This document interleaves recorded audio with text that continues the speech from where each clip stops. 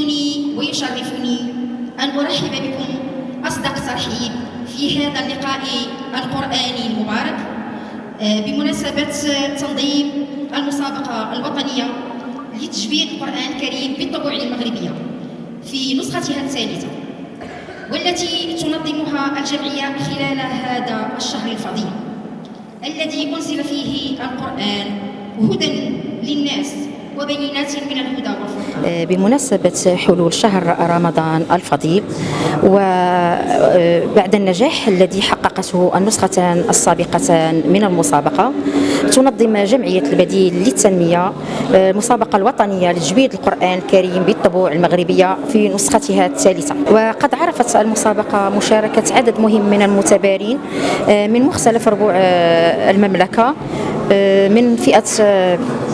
من فئة الكبار والصغار ذكورا وإناثا، وقد أسفرت النهائيات عن الإعلان عن الفائزين الأوائل في المسابقة، فهنيئا لهم ونتمنى لهم الاستمرارية في هذا الطريق المبارك، وشكرا.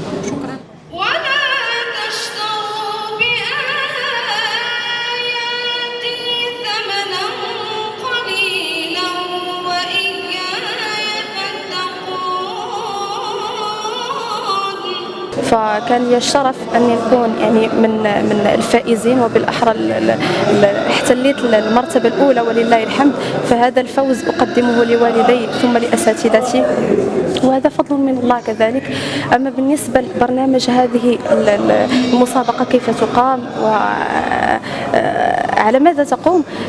أولا المرحلة الأولى وهي مرحلة الإقصائيات، والتي تنظم عن بعد، يعني يتم عبر إرسال فيديو صوتي لا يتجاوز 3 دقائق بطريقة مغربية، الطبوع المغربية الأصيلة، وبعدها يتم الإعلان عن الفائزين. أو زد عليه ورتل القرآن ترتيلا.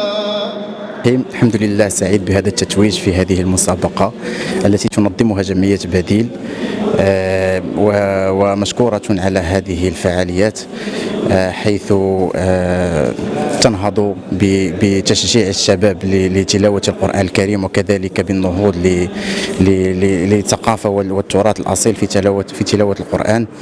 ونحن في هذا الشهر الفضيل الحمد لله حيث نتقرب من كتاب الله عز وجل تدبرا وتلاوة، ونسأل الله عز وجل أن يجعل القرآن ربيع قلوبنا، وأن ينعم على هذا البلد بالأمن والاستقرار والسلام والطمأنينة، وأن يشفي صاحب الجلالة أمير المؤمنين المشجع الأول والناهض الأول بتلاوة القرآن الكريم، وأن يبارك في عمره وأن يشفي. وإلى الله ترجع الأمور. الحمد لله الذي من علي بالفوز بالمرتبة الأولى في هذه المسابقة في تجويد القرآن الكريم بالصيغة المغربية، والحمد لله على النعمة التي أنعم علي بها، وهذا بفضل الله تعالى وبفضل والدي وبفضل أستاذي الكريم ملاحظ محمد. نظمت جمعية بديل للتنمية بمدينة برشيد مسابقة وطنية في تجويد القرآن الكريم بالصيغة المغربية، الطبوع المغربية الأصيلة، وهذه الدورة الثالثة. وكان لي الشرف دائما أنني كنكون عضو في لجنة التحكيم مع أفراد اللجنة الشيخ محمد ترابي والشيخ عبد الكبير الحديدي. وهذه المسابقة تتخذ معايير ومقاييس من جملتها وأولها هي القواعد والأحكام ومخارج الحروف والصفات، ثم الطبوع المغربية بما يسمى المقامات. ينبغي على القارئ ينتقل من مقام إلى مقام بسلاسة وباحترافية وبمنهجية، وكذلك حسن الأداء والتصوير القرآني. والتصوير القرآني ضروري في القراءة، يعني يصور مشهد ومقطع من القرآن الكريم الذي يقرأه. وكانت جوائز قيمة قامت بها جمعية بديل جزاها الله عنا خيرا، تشجيعا وتحفيزا للشباب والشابات، ونسأل الله تعالى لهم النجاح والتوفيق والسداد في كل حياتهم، حتى يكونوا إن شاء الله حاملين لكتاب الله ويحملون هذا المشعل، ويكونوا منارا لبلدنا الحبيب أينما حلوا وارتحلوا. وأسأل الله تعالى التوفيق لنا ولكم، وجعلنا الله وإياكم في هذا الشهر المبارك من الفائزين، ومن عتقائه من النار.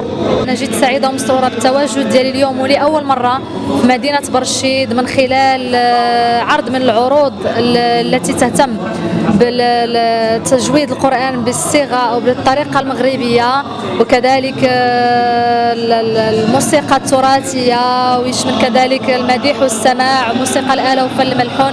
فأنا جيت سعيدة بالتواجد ديالي في هذه التظاهرة الوطنية، وكذلك تنبغي نشكر الجهة المنظمة لهذا المحفل هذا، وتنبغي نقدم جزيل الشكر للناس برشيد على حفاوة الاستقبال ديالهم وعلى سعة الصدر ديالهم، وكذلك على يعني الحب ديالهم والافتخار ديالهم بالهوية المغربية ديالنا وبالتراث المغربي ديالنا والطبوع المغربية ديالنا كذلك. شكرا لكم كذلك على التغطية لهذا الحدث. دائما انا كنقول حنا في حاجة للجهات، صحفيين اعلاميين او لا منصات رقمية اللي تغطي بحال هذه التظاهرات التراثية او التظاهرات الفنية الراقية اللي كنعتزوا وكنفتخروا بها. فشكرا لكم جزيلا كذلك على هذه التغطية هذه، وشكرا لجميع محبي وعاشقي التراث المغربي والهوية المغربية والأصالة المغربية التي نعتز ونفتخر بها.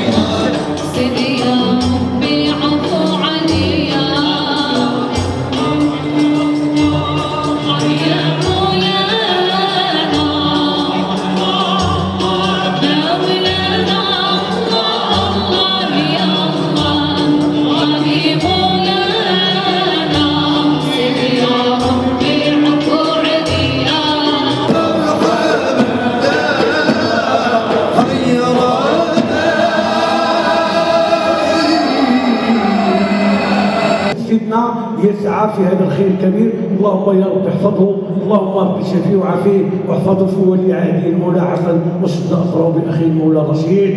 ونشكر مره اخرى هذه الجمعيه على هذا النشاط الطيب وعلى هذا التشجيع وعلى هذا الحضور الطيب المبارك. الله يعطيهم الخير ويعطيهم البركات ويزيدهم من النفع ويزيدهم من المدد ان شاء الله يا ارحم الراحمين يا رب العالمين.